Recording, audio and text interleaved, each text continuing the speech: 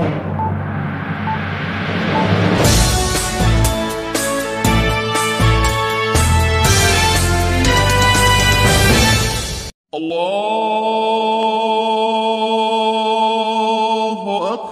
की नमाज के बाद रमजान का आज चांद दिख गया है, जिसके बाद से दुनिया भर में रमजान के पाक महीने की तैयारियां शुरू हो गई हैं। अब से मुस्लिम समुदाय के लोग रोजा रखना शुरू कर देंगे।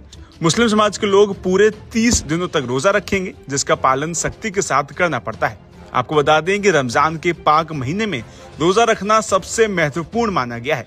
इस महीने में मुस्लिम समुदाय के लोग सूर्योदय से सूर्यास्त तक कुछ भी खाते पीते नहीं है। इसके बाद शाम में रोजा खोलते हैं। तो चलिए अब आपको बताते हैं कि रोजे की अवधि के दौरान किन किन बातों का ध्यान रखना चाहिए। सबसे पहले रोजे के दौरान नमाज जरूर पढ़नी चाहिए, अल्लाह की इबादत करनी चाहिए। रोजे में गरीबों की मदद जरूर करनी चाहिए। ये इबादत और अल्लाह के करीब जाने का एक पाक महीना है।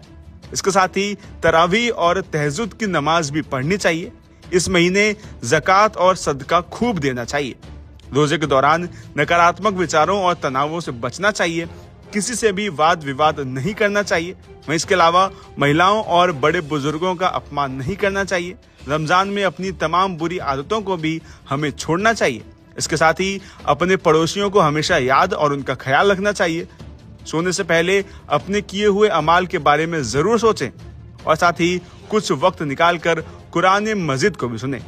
मैं आपको बता दें कि रमजान के पाक महीने में हर हैसियतमंद मुसलमान को ज़कात देना जरूरी बताया गया है। ज़कात का मतलब होता है कि व्यक्ति अपनी आमदनी या बचत का 2.5% हिस्सा किसी जरूरतमंद को जरूर दे।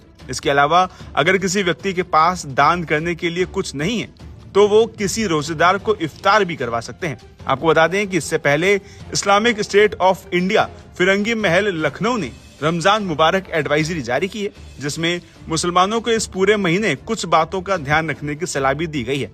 इस एडवाइजरी में मुसलमानों से देश की सलामती और आपसी भाईचारे की दुआ की अपील की गई है और पड़ोसियों और मोहल्ले का ख्याल रखने के लिए भी कहा गया है। चलिए अब आपको बताते हैं कि आखिर ईद उल फितर में क्या खास है। बता दें कि मक्का से मोहम्मद पैगंबर के प्रवास के बाद पवित्र शहर मदीना में ईद उल फितर का उत्सव शुरू हुआ।